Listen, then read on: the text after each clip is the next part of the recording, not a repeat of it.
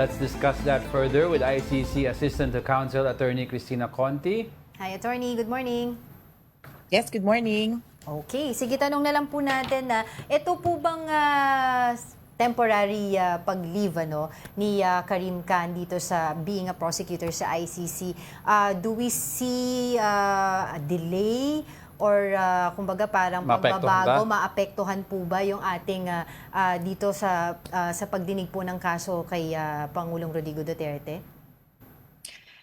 Substantially, wala kaming nakikitang delay na lalabas dito sa administrative leave niya. Kasi in the first place, nung inisyu nga yung warrant of arrest, in-announce naman niya at sinabi niya nang in charge na sa Philippines Unified Team, IC, Manjiayen Yang. Kumbaga, parang Secretary of Justice sa atin, di ba? Hindi naman siya yung in charge sa lahat ng kaso. So si Niang na talaga ang in charge noon pa man. Dito sa pagpapahuli kay Duterte and eventual pagbukas ng confirmation of charges hearing. So sa trial, bagaman, syempre, usually kasi sa trial, si Karim Khan ang magsasalita. Or siya yung parang lead. Sa trial, kung aabutin ang leave ni Khan hanggang September 23, ang tatayo para sa prosecution ay si Niang. So yung leave niya, attorney, ni Karim Khan, this is just a temporary leave pending an investigation. Assuming na everything goes well, makakabalik siya in time for trial? Naku, this is the first time that a prosecutor has done so. In fact, Karim Khan is only the third prosecutor of the court. Kaya walang nangyaring ganito dun sa previous two na nagkaroon ng, well, nagli-leave sila, I guess, vacation leave, etc. na leave. Yes, oo. Kaya medyo kakaiba ito, kaya kakapain ng OTP. Pero sa takbo kasi na, or sa system ng trabaho nila, meron naman silang may kanya-kanyang team na in charge sa bawat kaso o sa bawat investigation. Sa ngayon, ang ICC may parang 4 na tumatakbong kaso, hearings. At yung isa nga lang doon, yung parang ka-level natin, yung parang nagsisimula pa lang. Yung dalawa kasi, medyo patapos na.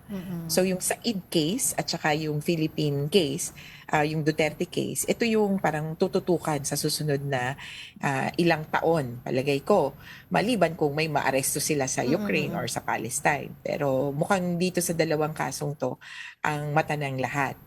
Wala kaming nakikitang delay pa, lalo na nung last week, halos kasabayan on the last day of the week, nag-announce yung ICC ng deadlines dun sa mga pending issues na nasa kanya. Yeah. So, Right. yes. But what about the momentum? Sabi nga nila kasi si Karim Khan, siya yung talagang nakakaalam, kabisado itong kaso na ito, particular kay former President Rodrigo Duterte. So with his leave of absence, baka yung momentum, 'di ba, nung kaso na to maapektuhan din daw. That would best be addressed to the Office of the Prosecutor kung kakayanin nila. Pero yung tingin namin, as again, si Niang ang head ng Philippines Unified Team. Ito yung both investigation and the core legal team. Kaya hindi ko naman din masabi na bagaman si Karim Khan ang may kabisado, hindi rin ibig sabihin na baka kabisado din naman talaga ni Niang. Kasi siya nga yung nag-lead. May bago nga silang pauso pauso talaga. Meron silang tinatawag na tracking and monitoring ng information unit or section. So itong information tracking section, bago in the sense na ano ba yung mga impormasyon na pumapasok, kailangan ma-categorize, kumbaga ma-file lahat. Kaya dito namin nakikita na pumasok, di ba nagbuka sila ng witness appeals page para sa Pilipinas? Yun lang Pilipinas lang yung may specific website. Merong website or merong page or merong microsite sa ICC page na pwede kang mag-reach out sa OTP. Pero yung witness appeals, gumawa ng separate para sa Pilipinas. Kaya palagay namin, yung pumapasok doon, nasa loob nitong bagong section at kumbaga, ayos na process yung information na nakakarating doon sa investigation team. Kaya tingin ko, ay hindi naman kumbaga malaking aberya ang okay. kanyang So pag-leave. kumbaga ika nga they have built kumbaga institutional groundwork already na kahit sino man yung mag-lead ng council na yan ng panel pala Tuloy-tuloy ay lang. tuloy-tuloy naman kasi evidence-based naman, hindi naman tayo personality-based. But ang question din po dito kasi attorney, yung iba parang tinitignan po nila ito of course negatively doon sa paningin nila sa imahe ng mismong ICC. What's your take on that po? Well, ako man, nakakasama sa imahe ng anumang institusyon na meron kang individual na may ganito palang ginawa or nagawa. Considering that the charges or the allegations arise from work. So, just briefly, and I'm not privy to the details, pero this is from public records. It appears that yung sexual misconduct arose from occurred in certain instances that the prosecutor's team made country visits. So sa iba't ibang bansa pumunta sila, and then there was one incident that they say happened at the house of the prosecutor. So kumbaga nangyari ito habang magkatrabaho sila. Kaya nakakabigat. Pero ang maganda dito na kumbaga, wala akong masabi sa personality. Hindi ko kilala personally si Karim Khan. Hindi ko kilala yung nagreklamo. Pero para sa akin, positibo na nagkaroon kaagad ng investigation. Naka-step in agad at kumbaga, naisip agad na kailangan merong independent investigating team. At itong independent investigating team, ang trumabaho simula pa last year. Yung tingin ko lang, posibleng patapos na ang kanilang findings by this year.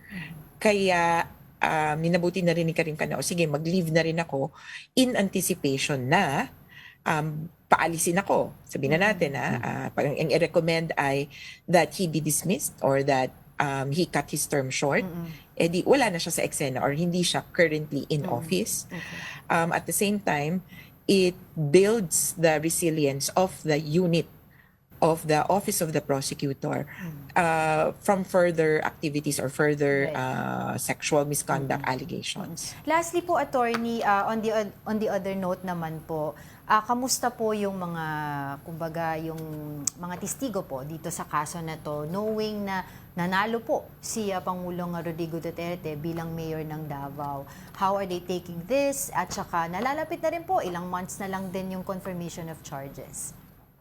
So, yung mga biktima na ang participation ay either bilang testigo o kaya bilang participating victims, kasi ano pa yan entirely different. Ang sense nila ay parang, uy, anong nangyayari? At syempre, may kaunting pangamba. Pero sa pagpapaliwanag, nadadaan naman na hindi ito makakaapekto maski dun sa schedule ng court. In fact, last Friday nga, nagbigay na yung schedule ng court sa deadline tungkol sa, ng comments tungkol sa, ang importante kasi dito yung substance, tungkol sa disqualification of judges. And then pangalawa, tungkol doon sa challenge to jurisdiction ng defense. So kung on track yun, yung pagbawas ng isang katao sa the OTP is composed of about 380 individuals, lawyers, investigators, etc. Yung pagtanggal ng isa, bagaman siya yung head, kumbaga, hindi ganun, kagat lang ng langgam, hindi naman kagat ng dinosaur ang epekto nito. Alright. Kaya, yung mga biktima, with that information, parang kampante sila. Nag-aabang na lang kami ng schedule for the actual application for victims' participation. Alright, sige. Maraming salamat po muli sa inyong oras sa ICC Assistant to Counsel, Attorney Cristina Conti. Magandang umaga po sa inyo. Umaga, salamat din.